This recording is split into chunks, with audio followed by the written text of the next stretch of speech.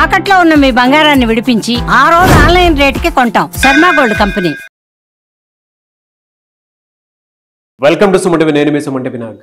చాలామంది గోచార రీత్యా కనుక మనం చూసుకుంటే మ్యారిటల్ లైఫ్లో కొన్ని దోషాలు శాపాలు ఉండేటువంటి అవకాశం ఉంటుంది. వేదిక్ ఆస్ట్రాలజీ అటువంటి వాటికి ఏం చెప్తుంది? ఈరోజు మనతో పాటు వేదిక్ ఆస్ట్రాలజీ ఉమాగారు ఉన్నారు. అది వారి మాట్లాడి తెలుసుకుందాం. నమస్కారం ఉమాగారు. నమస్తే నాగరాజు గారు. వేదిక్ ఆస్ట్రాలజీ ప్రకారం కనుక మనం చూస్తే ఏ మ్యారిటల్ రిలేషన్షిప్లో అయినా సరే కొన్ని థింగ్స్ వల్ల డెఫినెట్గా గొడవలు జరిగే అవకాశం ఉంటుంది. సో జనరల్గా మనం చూసుకుంటే గోచార రీత్యా ఏ రాశి వారికి ఏ విధంగా ఉండే అవకాశం ఉంటుంది, అండ్ ఆ శాపాలు అండ్ ఆ దోషాలు ఏ విధంగా ఉండే అవకాశం ఎక్కువగా ఉంటుందండి అసలు? తప్పకుండా అండి. ఏదైతే మనం మాట్లాడుకునేటువంటి వైవాహిక జీవిత సమస్యల్లో కనుక ఎందుకు అకారణంగా తగాదాలు కానీ గొడవలు కానీ విభేదాలు అంటే మ్యారీడ్ లైఫ్ మీద చాలామందికి చాలా రకాలుగా హోప్స్ ఉంటాయండి. నా భర్త ఎలా ఉండాలి, నా భార్య ఎలా ఉండాలి, నేను పెళ్ళైన తర్వాత ఇలా బ్రతకాలని చాలా ఆశలు ఉంటాయి. కానీ అనుకోని విధంగా ఎన్నో రకాల ప్రభావాల వల్ల ఎందుకు ఇబ్బంది పడతారు, ఎందుకు విడిపోతారు, ఎందుకు చనిపోవడం జరుగుతుంది, ఇవన్నీ తెలుసుకోవాలి అనుకుంటే ప్రతి మనిషికి తనకి తెలియనటువంటి చేసినటువంటి కర్మల వల్ల వచ్చినటువంటి శాపాలు కొన్ని ఉంటాయండి. ఆ శాపాల మూలకంగానే ఈ యొక్క మ్యారీడ్ లైఫ్లో ఇబ్బందులు వస్తూ ఉంటాయి. ముఖ్యంగా మనం చూస్తే మొదటిది విత్త శాపము అని చెప్పబడింది. విత్త శాపము అని అంటే విత్త అంటే ధనము, ధన మూలకంగా వచ్చేటువంటి మ్యారీడ్ లైఫ్లో ఇబ్బందులు ఇప్పుడు నేటి సమాజంలో ఇప్పుడు అవే ఎక్కువగా కనబడుతున్నాయి. అంటే ఆస్తి కానీ ఆర్థిక వ్యవహారాల్లో కానీ వ్యాపారంలో కానీ తెలుసో తెలియకో చేసినటువంటి అవినీతి, అది వంశపారంపర్యంగా ఎవరు చేసినా లేదా ఆ వ్యక్తి తన పూర్వజన్మలో కానీ ఆ జన్మలో కానీ చేసినా దానివల్ల వచ్చేటువంటి శాపమే విత్త శాపము. దీని మూలకంగా ఏం జరుగుతుంది అంటే సంపద ఎంత సంపాదించినా నిలబడదు. వీళ్ళు సంపాదించినటువంటి సంపద అంతా కూడా ఎవరో అనుభవిస్తూ ఉంటారు. అప్పుల పాలైపోవడం మీరు బాగా గమనిస్తే ఇద్దరికి పెళ్ళైన తర్వాత ఇద్దరు వ్యక్తులు కలిసిన తర్వాత తీవ్రమైన అప్పుల్లోకి వెళ్ళిపోవడం, ఆస్తి నష్టం కలగడం ఇవన్నీ జరుగుతూ ఉంటాయి. ఇది సడన్గా ఎందుకు జరిగింది, ఆ భార్యనో భర్తనో దూషించి నీ వల్లే ఇలా జరిగింది అని చెప్పి మనం వింటూ ఉంటాం ఇలాంటి మాటలన్నీ. దీనికి కారణము విత్త శాపం నాగరాజు గారు.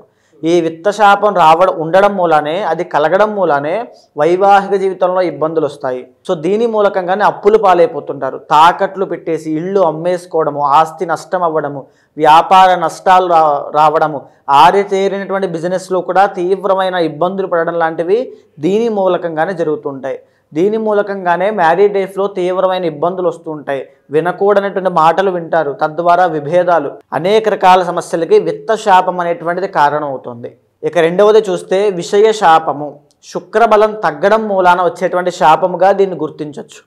అంటే వంశపారంపర్యంగా లేదా ఆ వ్యక్తి కానీ పూర్వజన్మలో కానీ ఆ జన్మలో కానీ తెలుసో తెలియకో పరస్త్రీ వ్యామోహంలో పడిన లేదా పరపురుషుని వ్యామోహంలో స్త్రీ పడిన భార్య, దానివల్ల వచ్చేటువంటి కర్మ ఊరికే వదిలిపెట్టదు. అదే విషయ శాపంగా మారి భార్యాభర్తల మధ్యలో అనుమానాలకి ప్రేమానురాగాలు తగ్గడానికి దారితీస్తుంటుంది. ఈరోజు మీరు చూస్తే నాగరాజు గారు చాలామంది భర్త భార్యని కొట్టడము, అనుమానించడము, లేకపోతే బెదిరించడము, ఆ అనుమానం అనేటువంటి జబ్బుతో భార్య చాలా ఇబ్బంది పడుతూ ఉంటుంది.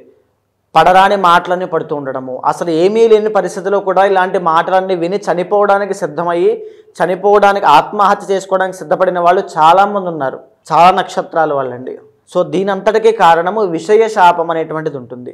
ఆ విషయ శాపము భార్య కానీ భర్త కానీ చేసుకున్నటువంటి కర్మ వల్ల, ఎవరైతే వేరే వాళ్ళ మీద వ్యామోహం పెరిగి చేసుకున్నటువంటి కర్మ వల్ల చాలా మంది అఫైర్స్ మీరు చూస్తే ఈ యొక్క శాపం పరస్త్రీ వ్యామోహము, ఈ శాపం మూలకంగానే ఇక్కడ సంపాదించిన డబ్బంతా తీసుకెళ్ళి అక్కడ పెట్టడము, వీళ్ళ యొక్క కుటుంబానికి సంతానానికి డబ్బులు లేకపోవడము, ఈ యొక్క శాపం మూలకంగానే వ్యసనాల బారిన పడడము, జూదం అనేటువంటిది అలవాటు అవ్వడము, డబ్బులన్నీ నాశనము, ఆస్తి నాశనం చేయడము, ఇవన్నీ కూడా కుటుంబం అంతా విచ్ఛిన్నం అవ్వడం అనేటువంటిది ఇక్కడి నుంచే ప్రారంభమవుతుంది. అయితే ఇక మూడవది ఏంటి అంటే వంశ శాపము అని ఉంటుంది నాగరాజు గారు. వంశపారంపర్యంగా ఎవరైనా సరే పవిత్ర జీవరాశులుగా పిలువబడేటువంటి సర్పాలను చంపినా, హింసించినా లేదా అవి కలిసినప్పుడు వాటిని విడగొట్టే ప్రయత్నం చేసినా ఈ వంశశాపం అనేటువంటిది వస్తుంది. దీనిని మనం జాతకంలో పంచమ స్థానంలో కేతువు, పంచమంలో రాహువుగా, పంచమంలో శని భగవానుడుగా, పంచమంలో శని రాహుల కాంబినేషన్గా గుర్తిస్తూ ఉంటాం. లేదా కాలసర్పదోషంగా. దీని మూలకంగా ఏం జరుగుతుందంటే సంతానము కలగకపోవడము, మిస్క్యారీ అవ్వడము, పుట్టినటువంటి సంతానము బాల అరిష్టంతో జన్మించడము, మాటలు సరిగ్గా రాకపోవడము, ఇంకా చైతన్యం రాకపోవడము, అవిజ్ఞానం రాకపోవడము, విద్యలో అభివృద్ధి లేకపోవడము, చిన్న వయసు నుంచి ఆరోగ్య సమస్యలు, వ్యసనాలు, జోదరిలాగా అయిపోవడము, తల్లిదండ్రుల మాట వినకపోవడము, తద్వారా వచ్చేటువంటి మ్యారీడ్ లైఫ్లో ఇబ్బందులు, ఇవన్నీ కూడా ఈ వంశశాపం మూలకంగా వస్తుంటాయి. ఈ వంశశాపం అనేటువంటిది చాలా తీవ్రమైందండి.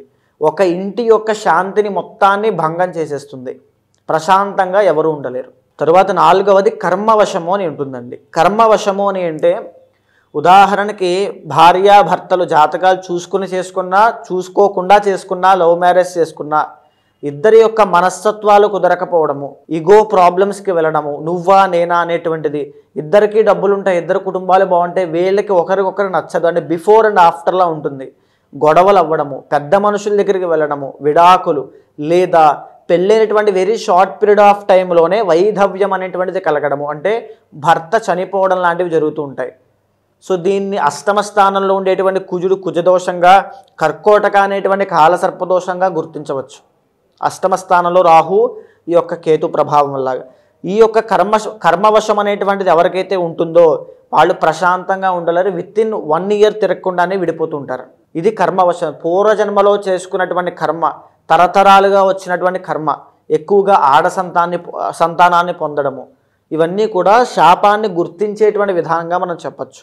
అయితే ఈ యొక్క కర్మశాపాన్ని ఇంకా మనం గుర్తించాలి అంటే భార్యాభర్తలు దూరం అవ్వడం అండి. ఐదర్ భార్యకి యాక్సిడెంటే దూరం అయినా, తీవ్రమైనటువంటి ఆరోగ్య సమస్య చిన్న వయసులో పెళ్ళైన తరువాత వచ్చి దూరమైనా, భర్తకి ఆరోగ్య సమస్య వచ్చి దూరమైనా, యాక్సిడెంట్స్ ప్రమాదంలో గురై దూరమైనా, ఎలాగైనా సరే వాళ్ళిద్దరూ కలిసి ఉండడం అనేటువంటిది జరగదు. డివోర్స్ అయినా అవుతారు. డివోర్స్ అయినా, విడిపోవడమైనా, పెద్ద మనుషులు, తగాదాలు, కేసులు, కోర్టు, ఈ యొక్క సెటిల్మెంట్లు, ఇవన్నీ కూడా కర్మవశంలోకి వస్తాయి నాగరాజ్ గారు. అంటే మీరు చెప్పిన ఈ 4 ప్రకారం కనుక మనం చూసుకుంటే కుంభరాశి వారికి గోచార రీత్యా ఎలాంటి శాపాలు దోషాలు ఉండేటువంటి అవకాశం ఉంటుందంటారు అసలు? తప్పకుండా అండి. ఈ కుంభరాశి ద ఒరిజినల్ 11th హౌస్ అండి. అంటే జనరల్గానే దీంట్లో జన్మించినటువంటి స్త్రీలైనా పురుషులైనా మ్యారీడ్ లైఫ్లో ఎలాంటి ఇబ్బందులు వచ్చినప్పటికీ కూడా కొంచెం సర్దుకుపోయేటువంటి అవకాశం ఉన్నవాళ్ళు, అంటే కాంప్రమైజ్ అవ్వడం, ఎందుకులే గొడవ అనేటువంటి ఆలోచన, ఆ భావనతో ఉన్నవాళ్ళు జనరల్గానే ఎవరితో తగువులు పెట్టుకోరు. కానీ వీళ్ళకి చూస్తే ద ఒరిజినల్ 7th హౌస్ అయినటువంటి సింహము రవి ఆధిపత్యాన్ని వహిస్తూ ఉంటారు. డామినేటింగ్ స్పౌస్ రావడము, అంటే భర్త లేదా భార్య నుంచి ఒక రకమైనటువంటి డామినేషన్, ఒక ప్రెషర్ రావడము, ఓ ఒత్తిడి పెట్టడము, అధికమైనటువంటి శ్రమ, వాళ్ళ కోసం సేవలు చేయాలా అనేటువంటి ఒక భావన రావడము, ఒక బానిసలా పని చేయాలంటే నాకంటూ విలువ లేదా అనేటువంటి ఒక బాధ వెంటాడుతూ ఉండడం అనేటువంటిది వీళ్ళకి ఎప్పుడూ కలుగుతుంది. వాళ్ళు మగవాళ్ళైనా ఆడవాళ్ళైనా ఈ భావన వాళ్ళకు ఉంటుంది. అండ్ తర్వాత ఏమిటి అంటే సంపాదించేది వీళ్ళే, కష్టపడేది వీళ్ళే, తర్వాత ఆలోచన అంతా వీళ్ళదే, అదృష్టం అంతా వీళ్ళదే. కానీ వీళ్ళు మాత్రం ఒదిగి ఉండాలి, లేకపోతే పొద్దున్న లేస్తే ఏదో ఒక చిరాకు ఇవే ఉంటాయి అనేటువంటి ఒక భావన ఉంటుంది. అక్కడ సాటిస్ఫాక్షన్ ఉండదు. వీళ్ళకి దేని మూలన వస్తుందంటే కర్మవశం అనేటువంటి దాని మూలాన వీళ్ళకి ఇబ్బంది వస్తుందండి. చాలామంది ఈ ఒత్తిడి తట్టుకోలేక విడిపోదామని బయటకు వచ్చేస్తారు. కుంభరాశి వాళ్ళు ఎవరైనా స్త్రీలైనా పురుషులైనా మ్యారీడ్ లైఫ్లో మీకు ఆ డామినేషన్ కానీ, డామినేటెడ్ స్పౌస్ రావడము, పిల్లలు పుట్టిన తర్వాత మిస్క్యారీ అవ్వడము వంశశాపం అండి. Because 5th and 8th lord బుధుడు, వీళ్ళకి ఆడ సంతానము కనుక ఆరుద్ర నక్షత్రంలో కనుక జన్మిస్తే చాలా అదృష్టవంతులు. అలాంటి ఈ యొక్క కుంభరాశి వాళ్ళు ఖచ్చితంగా ఈ మిస్క్యారీ అవ్వడం కానీ, లేకపోతే సంతానం వల్ల కూడా వీళ్ళకి ఉపయోగం లేకపోవడము. మీరు చూస్తే కనుక ఒక తల్లి, నాతో మాట్లాడిన వాళ్ళు చాలామంది కుంభరాశి వాళ్ళల్లో ఒక తల్లి భర్త సరిగ్గా పట్టించుకోడు, రూపాయి కూడా నాకు ఇవ్వరు, పని చేసేది నేను, జీతం వాళ్ళ అకౌంట్లో పడుతుంది, పిల్లలు కూడా నన్ను పట్టించుకోరు, పెద్దవాళ్ళు అయ్యారు, అన్నీ నేనే చూసుకోవాలి, కానీ నన్ను ఎవ్వరు కనీసం తిన్నావా ఉన్నావా అని అడిగేటువంటి వాళ్ళు లేరని చెప్పి క్షోభ ఎంతోమంది ఉన్నారండి. అలాంటి వాళ్ళు ఈ కుంభరాశి వాళ్ళు కనుక ఇబ్బంది పడుతూ ఉంటే ఇది దేని చేత వస్తుంది అంటే కర్మవశం అనేటువంటి దానివల్ల వస్తుంది నాగరాజు గారు. ఇలాగే మగవాళ్ళు కూడా ఉన్నారు. నేనేం తప్పు చేయకపోయినా నా మీద ఎలిగేషన్స్ వేసి అవతల వాళ్ళందరూ నన్ను ఇబ్బంది పెడుతున్నారండి అనేటువంటి వాళ్ళు, ఫారెన్లో ఉన్న వాళ్ళు చాలామంది ఉన్నారు. అలాంటివి ఏవైనా ఉంటే పెళ్ళికి ముందుగానే సార్ట్అవుట్ చేసుకోవాలి నాగరాజు గారు. ఒకవేళ పెళ్ళి అయిపోయిన తర్వాత కనుక ఈ విషయం తెలిసి నాకు ఎందుకు ఈ దోషం పట్టింది అని చూసిన తర్వాత ఏ ఆడవాళ్ళకి ఏ రకమైనటువంటి శని యొక్క సంచారము దృష్టి సప్తమ స్థానం మీద పడడం కానీ, లాభస్థానం పాడవడం కానీ, ద్వితీయ స్థానం పాప సంచార యుక్తమై ఉండడం కానీ, నవాంశ లగ్నం పాడవడం కానీ జరిగితే ఈ రకమైనటువంటి ఇబ్బందులు ఉంటాయి. ఇది తెలుసుకున్న తర్వాత అయినా ఆ తగినటువంటి కర్మ ప్రాయశ్చిత్తం కోసము ఆ పూజలు ఆచరించాలి. అది ఆచరించడం అనేటువంటిది మన కర్మని మనం భక్తిపూర్వకంగా ప్రాయశ్చిత్తం చేసుకోవడము, తగ్గించుకోవడము. ఏదైతే మనం ఇందాక 4 చెప్పామో ఆ 4గిట్లో ఫర్ సపోజ్ మీకు ఆర్థిక పరిస్థితి మీరు ఎంత సంపాదించినా ఆ డబ్బు అనేటువంటిది నిలబడదు. కానీ మీకు ఆ విజువలైజేషన్ మైండ్ సెట్ ఉంటుంది. అంటే ఎలా అంటే ఎలాగైనా డబ్బు సంపాదించాలి, ఆ తెలివితేటలు మార్కెటింగ్ అంతా వీళ్ళకి చాలా ఎక్స్ట్రాడినరీగా ఉంటుందండి. కానీ వీళ్ళ దగ్గర నిలబడదు. అతి మంచితనం వీళ్ళకి బాగా ఎక్కువ. అది ఫ్యామిలీ ఎమోషన్స్లో కూడా అదే వీళ్ళకి శత్రువుగా మారుతూ ఉంటుంది కర్మవశం మూలకంగా. సో దాన్ని తొలగించుకోవడం కోసం ఏది చేయాలి అనేటువంటిది పర్సనల్ చార్ట్ ద్వారా చూసుకుని వెంటనే ఆచరించండి.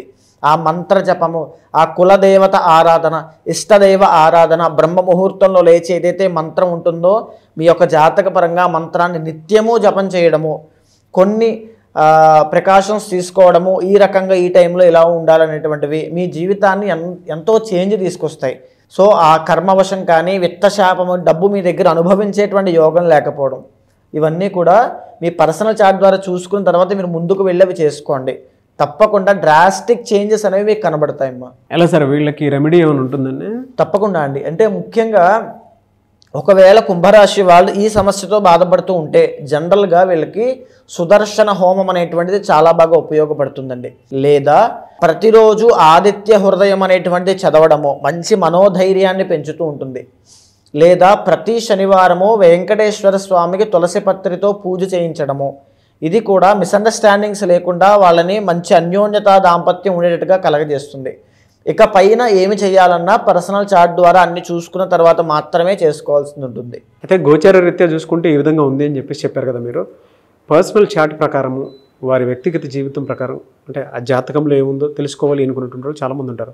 ఈ దోషంలో ఉన్నారా లేదా అనేటువంటి దానికి మిమ్మల్ని అప్రోచ్ అవ్వాలి అంటే ప్రాసెస్ ఏంటండి? తప్పకుండా అండి. ఇప్పుడు మనం మాట్లాడుకునేటువంటి అంశం అంతా కూడా ఈ యొక్క జ్యోతిష శాస్త్ర పరంగా ఏదైతే శాపాలు చెప్పబడ్డాయో అది రాశిరీత్యా ఒక డిఫాల్ట్ బ్లూ ప్రింట్లా మనం మాట్లాడుకున్నాము.